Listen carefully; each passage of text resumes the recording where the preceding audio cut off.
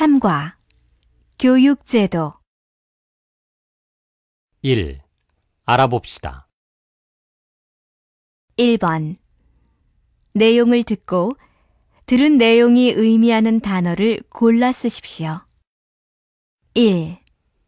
국가에서 정한 법에 따라 일정한 연령에 이른 아동이 반드시 받아야 하는 보통교육을 말합니다. 한국에서는 1949년 교육법이 만들어지면서 시행되었으며 한국의 이것은 중학교까지입니다. 2. 어떤 자격에 필요한 지식이나 학력, 기술 등이 있는지 검증하기 위하여 실시하는 시험으로 정규 학교에 진학하지 못한 사람들에게 계속 교육받을 기회를 제공하는 것입니다. 각급 학교의 졸업 또는 입학 자격을 위한 학력을 인정해주는 시험입니다. 현재 이것은 중학교 입학 자격, 고등학교 입학 자격, 고등학교 졸업 자격의 세 분야로 나뉘어 시행되고 있습니다. 3. 과학, 외국어, 농업, 해양, 예술, 체육 등의 분야에 대한 교육을 하는 학교를 의미합니다. 과학고등학교, 외국어고등학교, 예술고등학교, 체육고등학교, 국제고등학교 등이 이에 속하며 최근에는 일반적으로 과학고등학교와 외국어고등학교를 말할 때 주로 사용됩니다.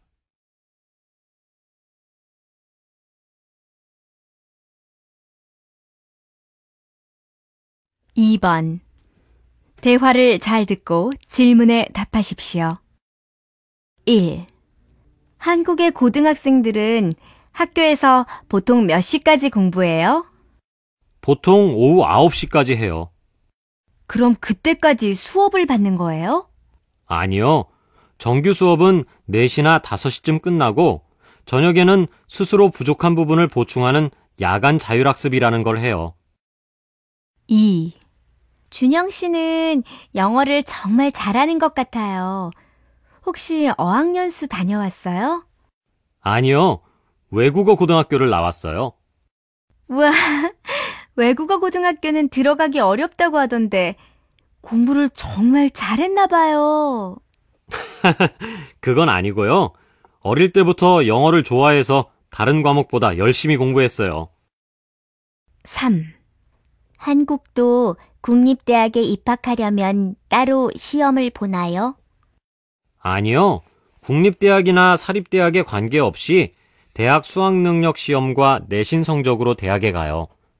베트남은 따로 시험을 봐요? 베트남은 대학 입학 시험만 있고 점수에 따라 자기가 원하는 대학에 입학할 수 있어요. 그래요? 한국과는 입시 제도가 다르네요.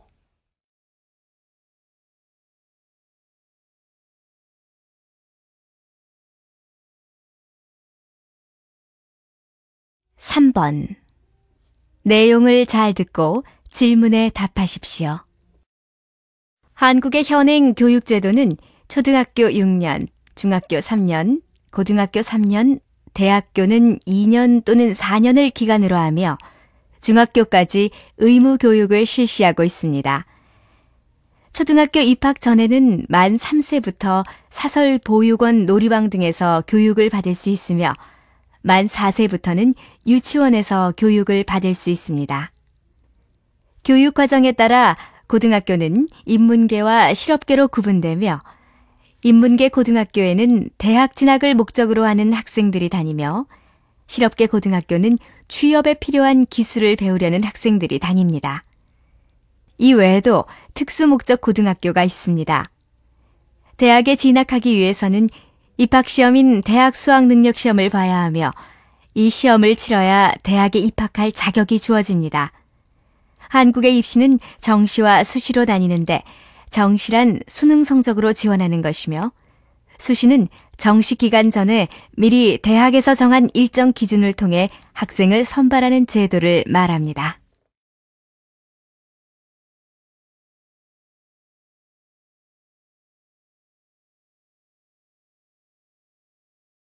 2. 들어봅시다. 2번 다음은 조기 유학에 대해 의견을 나누는 대화입니다. 잘 듣고 질문에 답하십시오. 신문을 보니까 조기 유학을 가는 학생들이 많아져서 학교를 그만두는 학생들이 많다고 하던데, 한국은 조기 유학을 많이 가나 봐요? 네, 예전에는 고등학생 정도가 되어야 유학을 보냈는데 요즘은 초등학생이나 중학생이 가는 경우가 많아졌다고 하더라고요. 외국에서 공부하는 것도 좋지만 너무 어린 나이에 유학을 보내는 건 별로 좋지 않은 것 같아요. 왜요? 나이가 어리면 적응력이 빨라서 어른보다 언어를 훨씬 쉽게 배울 수 있으니까 좋잖아요. 저만 해도 한국어를 배우는 게 너무 어렵거든요. 좀 더 어릴 때 배웠으면 더 잘할 수 있었을 거라는 생각이 들어요. 물론 그렇기는 해요. 하지만 비용도 너무 많이 들고 요즘은 국내에도 좋은 언어 프로그램이 많은데 꼭 외국에 나갈 필요가 있을까요? 자기 나라에서도 외국어를 배울 수 있지만 들이는 비용에 비해 효과가 적다고 생각해요. 비용이 많이 들지 않는 나라로 유학을 가면 국내에서 배우는 것과 별 차이가 없지 않나요? 화 씨의 말도 틀린 건 아니지만 조기 유학으로 인해 생기는 부작용이 더 문제라고 생각해요. 부모 없이 혼자 유학을 갔다가 좋지 않은 길로 빠지거나 돌아와서 한국의 교육제도에 적응하지 못한다는 뉴스가 종종 나오거든요. 기러기 아빠와 같은 사회 문제도 생각해 볼 일이고요. 기러기 아빠가 무슨 말이에요? 자식의 유학을 위해 아빠는 국내에 남아있고 자식과 아내를 해외에 보낸 뒤 돈을 벌어 해외로 보내는 가족 현상을 뜻하는 말이에요. 아무리 교육이 중요해도 가족이 떨어져 살면서까지 해야 되는 건지 모르겠어요. 그건 그렇네요. 한국 부모들은 좋은 환경에서 자식을 교육시키려는 교육열이 높아서 그런 것 같아요.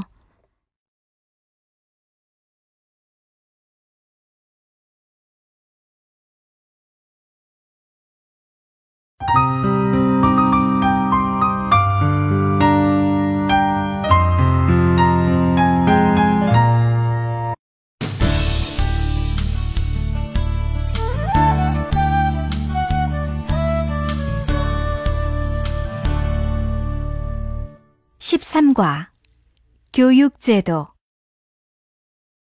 1. 알아봅시다. 1번. 내용을 듣고 들은 내용이 의미하는 단어를 골라 쓰십시오. 1. 국가에서 정한 법에 따라 일정한 연령에 이른 아동이 반드시 받아야 하는 보통교육을 말합니다. 한국에서는 1949년 교육법이 만들어지면서 시행되었으며 한국의 이것은 중학교까지입니다. 2. 어떤 자격에 필요한 지식이나 학력, 기술 등이 있는지 검증하기 위하여 실시하는 시험으로 정규 학교에 진학하지 못한 사람들에게 계속 교육받을 기회를 제공하는 것입니다. 각급 학교의 졸업 또는 입학 자격을 위한 학력을 인정해주는 시험입니다. 현재 이것은 중학교 입학 자격, 고등학교 입학 자격, 고등학교 졸업 자격의 세 분야로 나뉘어 시행되고 있습니다. 3. 과학, 외국어, 농업, 해양, 예술, 체육 등의 분야에 대한 교육을 하는 학교를 의미합니다. 과학고등학교, 외국어고등학교, 예술고등학교, 체육고등학교, 국제고등학교 등이 이에 속하며 최근에는 일반적으로 과학고등학교와 외국어고등학교를 말할 때 주로 사용됩니다.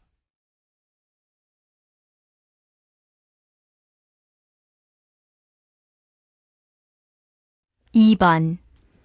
대화를 잘 듣고 질문에 답하십시오. 1. 한국의 고등학생들은 학교에서 보통 몇 시까지 공부해요? 보통 오후 9시까지 해요. 그럼 그때까지 수업을 받는 거예요? 아니요. 정규 수업은 4시나 5시쯤 끝나고 저녁에는 스스로 부족한 부분을 보충하는 야간 자율학습이라는 걸 해요. 2.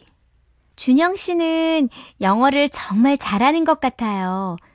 혹시 어학연수 다녀왔어요? 아니요. 외국어 고등학교를 나왔어요. 우와, 외국어 고등학교는 들어가기 어렵다고 하던데 공부를 정말 잘했나 봐요. 그건 아니고요. 어릴 때부터 영어를 좋아해서 다른 과목보다 열심히 공부했어요. 3. 한국도 국립대학에 입학하려면 따로 시험을 보나요? 아니요. 국립대학이나 사립대학에 관계없이 대학 수학능력 시험과 내신 성적으로 대학에 가요. 베트남은 따로 시험을 봐요? 베트남은 대학 입학 시험만 있고 점수에 따라 자기가 원하는 대학에 입학할 수 있어요. 그래요? 한국과는 입시 제도가 다르네요.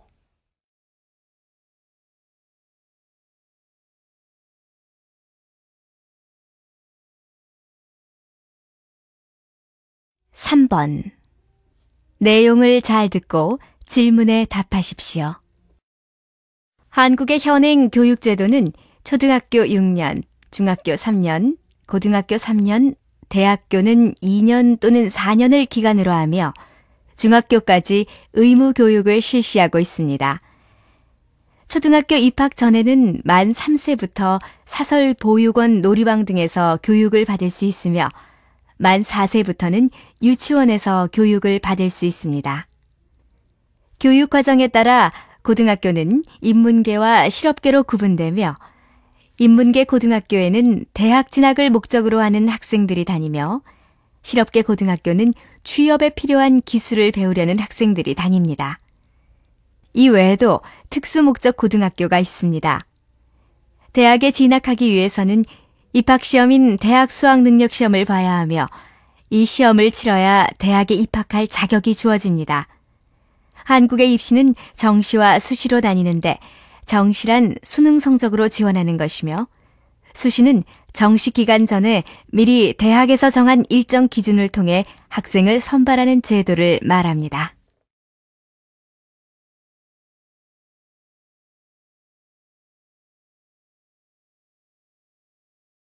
2. 들어봅시다.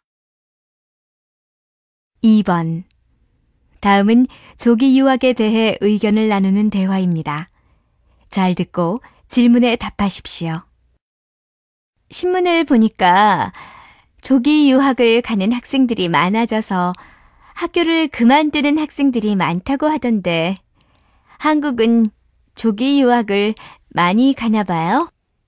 네. 예전에는 고등학생 정도가 되어야 유학을 보냈는데 요즘은 초등학생이나 중학생이 가는 경우가 많아졌다고 하더라고요. 외국에서 공부하는 것도 좋지만 너무 어린 나이에 유학을 보내는 건 별로 좋지 않은 것 같아요. 왜요?